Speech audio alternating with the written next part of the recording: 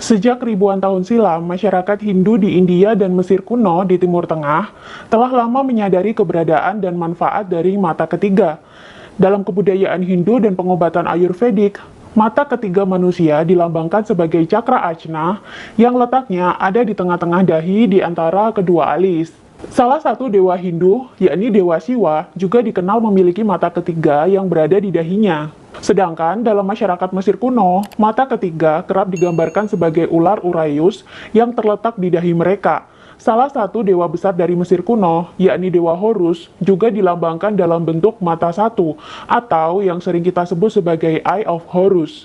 Dewa Horus sendiri merupakan salah satu dewa penting dalam tradisi Mesir kuno, karena dianggap sebagai dewa berkecerdasan ilahi yang mampu menyatukan rakyat Mesir menjadi satu. Karena itu, Dewa Horus dianggap sebagai dewa pelindung dan pemersatu Mesir.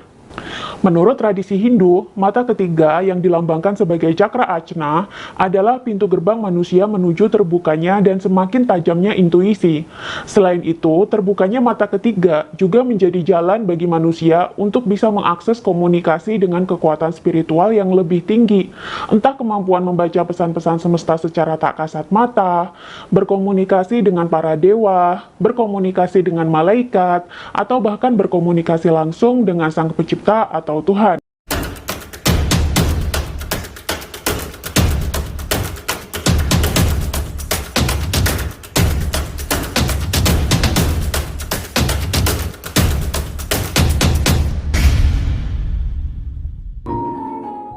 Mata ketiga juga erat kaitannya dengan pencerahan, konsentrasi, imajinasi, telepati, kewaskitaan, pengalaman lucid dream, proyeksi astral, dan kemampuan untuk melihat kebenaran. Masyarakat Hindu percaya cakra adalah pusat energi metafisik manusia. Setiap manusia sudah memiliki cakra ajna atau mata ketiga ini sejak lahir, tapi mayoritas cakra ajna ini tertutup. Untuk membukanya diperlukan olah batin dan rutinitas spiritual tertentu. Ketika mata ketiga atau cakra ajna ini terbuka, maka sumber energi halus tertinggi bisa masuk dengan mudah dan manusia bisa mempelajari hal-hal di luar batas pemikiran manusia normal. Mata ketiga membuat manusia mampu melihat dunia sejati secara keseluruhan yang selama ini tak mampu dilihat oleh kedua mata fisik.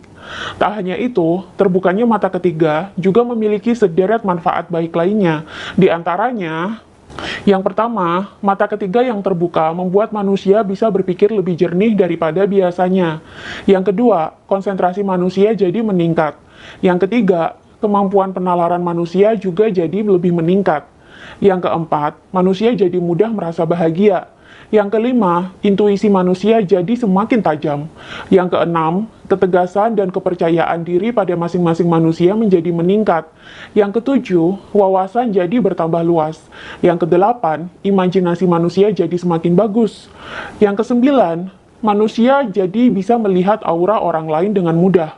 Aura manusia selalu berubah-ubah, tergantung kondisi emosi dan energinya. Dengan mengamati perubahan aura orang lain, manusia jadi bisa mengetahui kesejatian orang lain dan tidak mudah ditipu atau dimanipulasi, walaupun lawan bicaranya berbicara dengan sangat sopan dan manis sekalipun.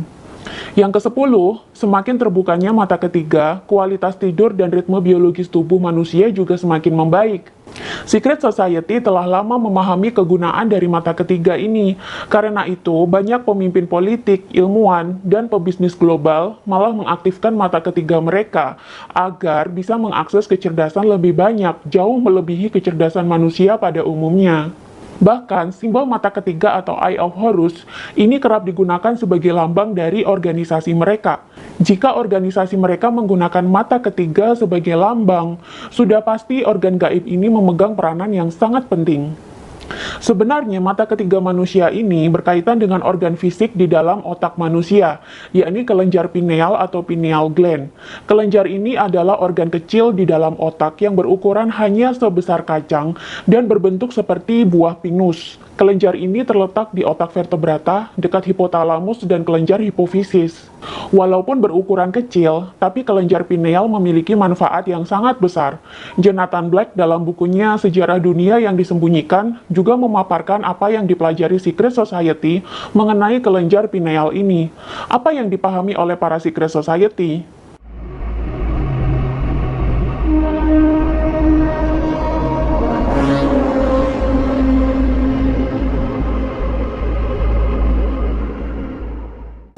Ketika manusia mendapatkan firasat, kelenjar pineal akan bergetar. Bila disiplin-disiplin spiritual digunakan untuk meningkatkan dan memperpanjang getaran ini, maka bisa menyebabkan terbukanya mata ketiga atau cakra ajna di dahi. Ketika manusia masih anak-anak, kelenjar pineal berukuran lebih besar ketimbang yang dimiliki oleh orang dewasa. Karena itu, kita kerap melihat anak kecil bisa berimajinasi dengan liar dan bebas. Itu semua adalah kinerja dari kelenjar pineal. Kita juga kerap melihat anak kecil mampu melihat makhluk-makhluk dari dimensi lain. Ini menandakan mata ketiga mereka masih terbuka dengan baik. Tapi ketika sang anak tumbuh dewasa, kelenjar pineal semakin lama akan semakin mengeras menjadi kapur dan menyusut. Semakin menyusut, semakin membuat mata ketiga atau cakra ajna akan tertutup. Ketika mata ketiga manusia tertutup, tentu saja manusia akan mudah mengalami beragam dampak buruk. Di antaranya, yang pertama, mudah mengalami kebingungan. Yang kedua, rentan menjadi manusia yang gamang dan sulit percaya diri.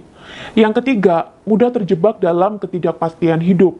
Yang keempat, mudah dimanipulasi, dimanfaatkan, dan ditipu oleh orang lain. Yang kelima, mudah menjadi pribadi yang sinis dan kerap berpikiran pesimis. Yang keenam, rawan kehilangan kebahagiaan dan harapan hidup.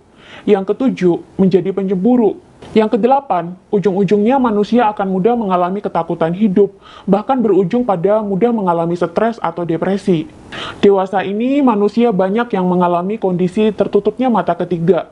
Bila kalian melihat sekitar, kemudian di situ masih banyak kejadian sekelompok manusia masih mudah diadu domba dan dimanipulasi oleh kelompok-kelompok atau elit-elit tertentu, maka disitulah bisa dilihat bukti bahwa mata ketiga mereka tertutup. Mereka tidak mampu melihat kebenaran dari sebuah propaganda dan peristiwa. Mereka menganggap apa yang mereka lakukan dan mereka perjuangkan adalah sesuatu yang benar, padahal tak lebih dari sekedar permainan untuk memuluskan kepentingan kelompok-kelompok tertentu saja. Secret Society, masyarakat Mesir kuno, dan masyarakat Hindu sangat paham tentang pentingnya mata ketiga. Karena itu, beragam disiplin kerohanian dan spiritual kerap dilakukan oleh para penganutnya dengan tujuan untuk membuka mata ketiga. Bagi Secret Society, kelenjar pineal merupakan sebuah organ wawasan dari dunia yang lebih tinggi dan merupakan sebuah jendela yang membukakan manusia kepada kecemerlangan dan keajaiban spiritual. Mata ketiga, menurut Secret Society, dapat dibuka dengan bermeditasi dan melakukan beberapa praktik rahasia lainnya yang dapat memberikan peningkatan penglihatan. Tapi, walaupun kita bukanlah anggota dari Secret Society, kita juga bisa kok membuka mata ketiga kita dengan cara yang lebih masuk akal dan tanpa ritual aneh-aneh yang mengerikan. Banyak cara yang telah dilakukan oleh umat manusia di dunia ini untuk membuka mata ketiga mereka dengan cara yang mudah dan tanpa rasa ngeri. Caranya adalah sebagai berikut. Meditasi dikenal ampuh untuk membuka mata ketiga manusia secara bertahap. Tapi, meditasi tak akan mampu membantu manusia membuat cakra ajnanya terbuka jika meditasi tidak dilakukan secara rutin. Setidaknya, luangkanlah waktu untuk bermeditasi minimal 10-15 menit per hari. Lebih lama lebih bagus.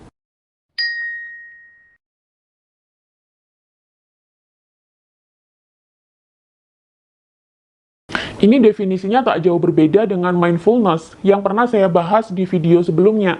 Selain untuk meningkatkan kesadaran spiritual, mindfulness juga efektif membantu membuka mata ketiga.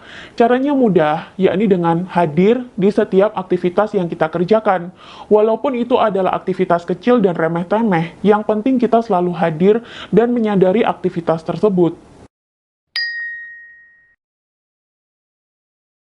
Setidaknya dalam seminggu, luangkanlah waktu untuk menyatu dengan alam, walaupun hanya sebatas berjalan-jalan saja menikmati pemandangan.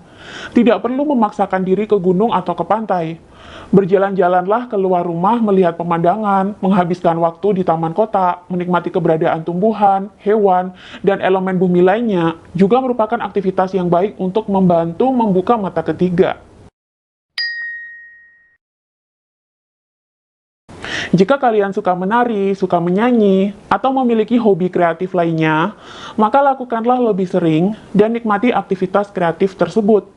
Semakin kreativitas diasah, maka kelenjar pineal akan semakin bekerja, memberikan intuisi, ilham, dan ide-ide baru.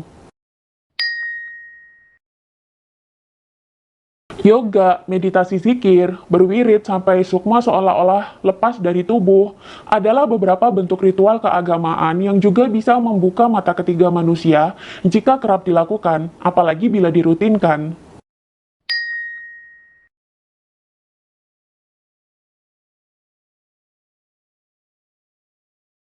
Selain faktor usia, pengaruh luar juga bisa membuat mata ketiga manusia tertutup.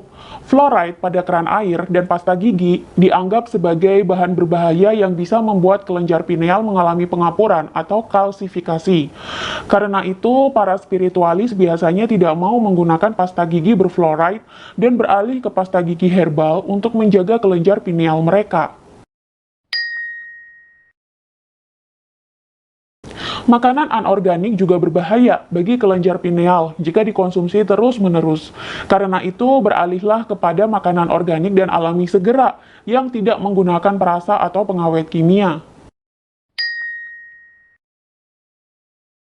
Kandungan dalam minyak atsiri dapat merangsang kelenjar pineal untuk semakin bekerja secara efektif dan juga bisa membantu jalannya kesadaran spiritual. Leluhur kita sejak dulu sudah lama suka membakar dupa, kemenyan, atau menggunakan wangi-wangian dari cendana dan lavender.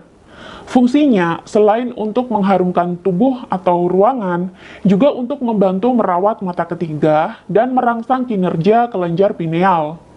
Tradisi membakar dupa atau kemenyan ini sampai sekarang masih diteruskan oleh beberapa suku di daerah-daerah di Indonesia dan juga masih digunakan dalam tradisi keagamaan Hindu, Buddha, dan Konghucu. Kristal berwarna indigo atau ungu dipercaya mampu merangsang terbukanya mata ketiga manusia. Kalian bisa mencoba menggunakan batu-batuan kristal berwarna ungu, berjenis ametis, safir ungu, purple violet tourmaline, rhodonite, dan sodalite. Kristal mana yang paling bagus? Tidak ada yang paling bagus, semuanya tergantung selera dan kecocokan masing-masing. Untuk meningkatkan keterbukaan mata ketiga, spiritualis biasanya suka meletakkan kristal di sekitar mereka ketika bermeditasi. Atau bahkan, kristal-kristal tersebut tak jarang disusun di atas dahi supaya energi dari kristal tersebut bisa membuat cakra ajna semakin terbuka lebar. Kini, seiring dengan semakin modernnya zaman, kegunaan mata ketiga mulai tersingkirkan. Bahkan, keberadaannya dianggap klinik, dan manusia yang terbuka mata ketiganya kerap distigma sebagai indigo yang bersekutu dengan makhluk-makhluk gaib tertentu.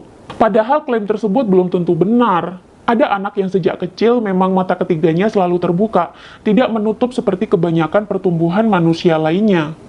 Sebab mata ketiganya masih terbuka lebar, maka anak tersebut tumbuh dengan kemampuan yang di luar kelaziman manusia, atau kita sering menyebutnya sebagai indigo. Ada juga orang yang saking dekatnya dengan Sang Pencipta, mata ketiganya juga terbuka lebar, sehingga orang tersebut memiliki kebijaksanaan dan kewaskitaan yang tidak dimiliki oleh manusia kebanyakan. Secret Society sangat memahami manfaat besar dari mata ketiga ini. Mereka terus melakukan ritual dan latihan-latihan untuk semakin membukanya. Setelah mata ketiga terbuka, manusia bisa menerima pesan dan petunjuk dari alam. Insting dan intuisi juga akan jadi lebih tajam. Manusia juga jadi bisa merasakan maksud tersembunyi dari orang lain. Ujung-ujungnya, manusia tak akan lagi mudah dikontrol.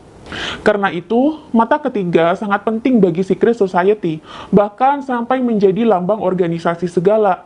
Jika para anggota Secret Society mendapatkan kesuksesan mereka dengan memanfaatkan mata ketiga ini, mengapa kita yang telah mengetahui rahasianya malah bertindak skeptis terhadap informasi ini?